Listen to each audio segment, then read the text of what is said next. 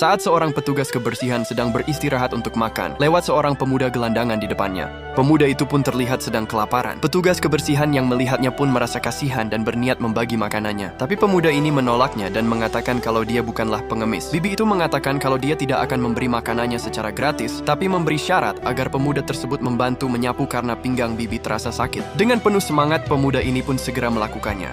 Dan tak lama kemudian, rekan Bibi pun datang dan memberitahu tentang pemuda itu. Dulunya dia adalah anak orang kaya, tapi sejak ibunya meninggal, ayahnya menjadi kacau, sering mabuk-mabukan dan berjudi. Hingga akhirnya rumahnya pun disita oleh bank karena ayahnya berhutang sangat banyak, dan sekarang ayahnya sudah meninggal. Bibi petugas kebersihan ini pun semakin kasihan, kemudian memberinya makan dan mengizinkannya untuk tinggal bersamanya. Makanlah ini, dan sekarang kamu tinggal saja bersama Bibi sampai kamu mendapatkan pekerjaan. Setelah sampainya di rumah, Bibi pun memintanya agar tidak malas-malasan, karena Bibi tidak suka orang malas. Ternyata Bibi juga mempunyai anak lelaki, tapi dia sangatlah nakal dan hanya merepotkannya. Dari mana ibu mendapatkan pengemis itu, Bu? Sang ibu pun langsung memarahinya dan memberitahu kalau dia bukan pengemis, tapi yang akan membantu ibu bekerja. Dan ketika Bibi sedang mengambil uang, pemuda ini pun terus memperhatikannya dan jadi tahu tempat penyimpanan uangnya. Dan keesokan harinya, Bibi pun kehilangan uangnya. Ia pun sempat curiga kepada pemuda itu, tapi pemuda itu segera menjelaskan meskipun dia tahu tempat penyimpanannya, tapi aku tidak mengambilnya.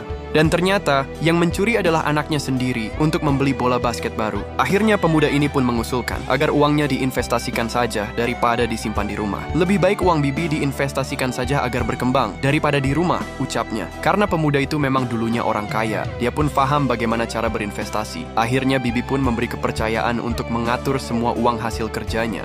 Semakin hari, uang Bibi pun terus bertambah berkat pemuda itu. Dan tentunya itu membuat anaknya merasa kesal karena ibunya lebih sayang kepada pemuda itu. Dan suatu hari, tanpa sengaja dia melihat kalau Bibi sedang bertengkar dengan anaknya. Ternyata Bibi akan memberikan uang kepadanya untuk mengikuti tes kedokteran. Karena dari dulu pemuda ini bercerita kalau dia bercita-cita ingin menjadi dokter. Tapi anaknya tidak terima dan mengatakan kalau aku adalah anak kandungmu sedangkan dia bukan anakmu. Kalau ibu lebih memilih dia, sebaiknya aku yang pergi. Pemuda itu yang dari tadi mendengarkan pun sangat sedih ketika melihat Bibi memberikan uangnya kepada anaknya dan berkata, meski bagaimanapun aku akan memilihmu karena kamu adalah anakku. Akhirnya pemuda itu pun memutuskan untuk pergi.